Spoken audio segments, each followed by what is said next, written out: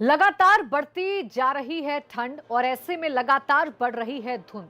लेकिन जिसे आप धुंध समझ रहे हैं वो धुंध नहीं बल्कि प्रदूषण है जो जान लेने पर उतारू है। ऐसे में मुद्दे की बात यह है कि आखिर कैसे इस दम घोंटू प्रदूषण पर लगाम लगाई जा सकती है।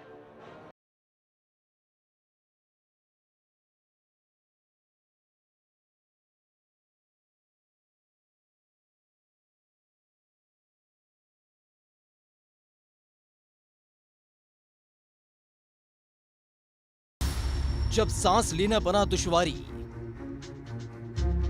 हवाएं जिंदगी पर भारी,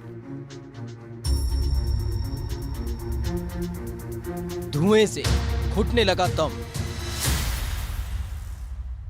सांसों का दुश्मन प्रदूषण।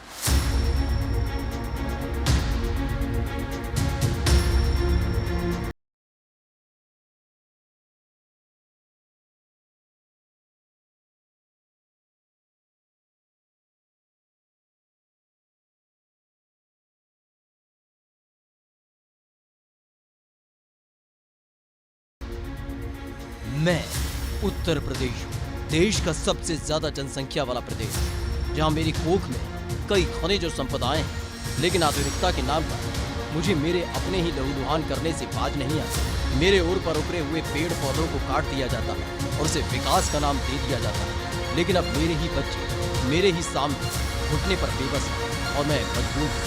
हाँ, मैं उत्तर प्रदेश हूं। मेरे नाम को बड़े अदब से लिया जाता है, लेकिन अब वही नाम प्रदूषण के नाम से जाना जाता है। मेरे सर पर जो आसमान नीला नजर आता था, अब वो कहीं खो सा गया। अब हर तरफ धुंध और धुआं नजर आता है और एक अजीब सी बेचैनी होती है, आंखों में जलन होती है। बदलते दौर को देखकर मैं नाखुश हूँ। हाँ, मैं उत्तर प्रदेश हूँ। मुरादाबाद में एयर क्वालिटी इंडेक्स 478 तक पहुंचा, तो वहीं आगरा में एयर क्वालिटी इंडेक्स 367 तक पहुंच गया। मेरठ में AQI 334, लखनऊ में एयर क्वालिटी इंडेक्स 328, तो वहीं कानपुर में एयर क्वालिटी इंडेक्स 325 तक पहुंच गया है। ये सिर्फ आंकड़े नहीं है, बल्कि मेरी बर्बाद होती आबो हवा की कहानी है, जो मुझे आज सुनानी है कि अब पहले जैसी ठंडक नहीं है, नहीं मिलता सुकून रातों को, दिन बेचैन करता है मुझे। ये मेरा एक अंश है कानपुर, जहाँ कई बस्तियां घुट रही हैं, जहाँ कई नजारे अदृश्य हो गए हैं। धीरे धीरे सांसों में जहर घुल रहा है। कानपुर की हवा जहरीली होती जा रही है। प्रशासन लगातार इसको रोकने का प्रयास कर रहा है, लेकिन यहाँ की जो आबो हवा है वो लगातार जहरीली होती जा रही है। अगर आप AQI लेवल की बात करेंगे तो जो नेशनल वो एयर क्वालिटी इंडेक्स है, AQI लेवल है जो कानपुर का, वो 325 हो चुका है। यानी बहुत ज़्यादा खतरनाक लेवल पर AQI जो है वो चल रहा है। इससे आप अंदाज़ा लगा सकते हैं कि कानपुर की आबो हवा जो है वो किस कदर ख़राब है। लगातार जो प्रशासन है वो कई कवायदे कर रहा है, जिस तरह से नगर निगम के जो लोग हैं वो कचरा ना जलाएं, साथ ही साथ जहां पर धूल ज़्यादा उड़ रही है वहां पर पानी का छिड़काव किया जाए, और जो बड़े कंस्ट्रक्शन के काम चल रहे हैं उसको ग्रीन मैट से ढक कर कंस्ट्रक्शन का काम कराया जाए। यही नहीं, अब तो जो जिलाधिकारी उन्होंने निर्देश दिए हैं कि अगर कोई भी निर्माण का काम होता है तो पहले प्रशासन से परमिशन लेनी पड़ेगी, उसके बाद ही निर्माण कार्य कराया जा सकता है। बावजूद इसके कानपुर के हालात जो हैं वो सुधरने का नाम नहीं ले रहे हैं। आधुनिकता के नाम पर अध्याय लिखने के लिए मेरे पश्चिमी छोर पर इस नगरी को बसाया गया, इसे आधुनिक बनाया गया, नाम दिया गया ग्रेटर नोएडा। लेकिन अब धीरे धीरे ये शहर गैस चैम्बर में बदलता जा रहा है। दिन में भी नहीं दिखाई देते नजारे, हवाएं जान लेने पर उतारू हैं। प्रदूषण की चादर ने पूरे शहर को अपने आगोश में ले लिया और अब ग्रेटर नोएडा धीरे धीरे घुट रहा है और मैं मजबूर हूं। हाँ, मैं उत्तर प्रदेश हूं।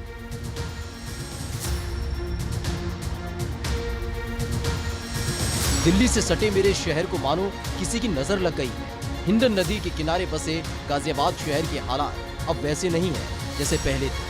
गाजियाबाद के आसमान में धुंध है, लेकिन यही धुंध अंधाधुंध विस्तार के नाम पर मौत के फरमान से कम नहीं है।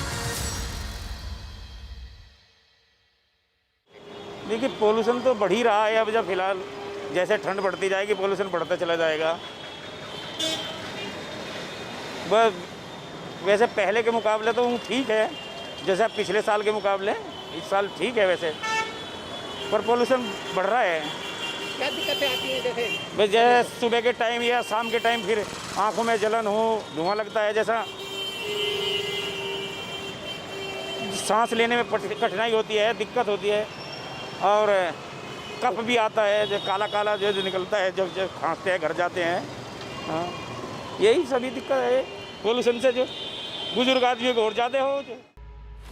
कई हकीम देते हैं सलाह कि इंसान की जान पर प्रदूषण नजर गड़ाए बैठा है और मौका पाते ही निगल जाने को बेताब है, लेकिन मेरे बच्चे इस सलाह को दरकिनार करते हैं कि धुएं की चादर में मौत का फरमान लगातार जारी हो रहा है, जो हर बरस कितनों को काल की काल में समा ले जाता है।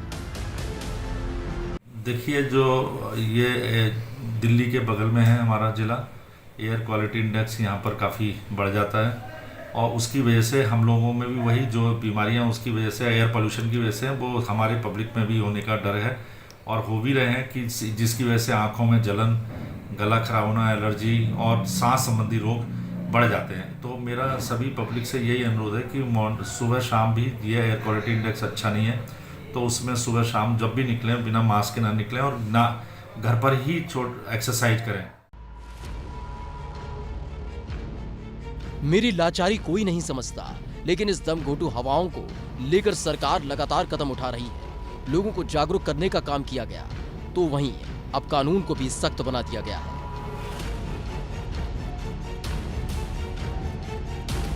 ग्रेप कानून को 4 स्टेप्स में लागू किया जाता है।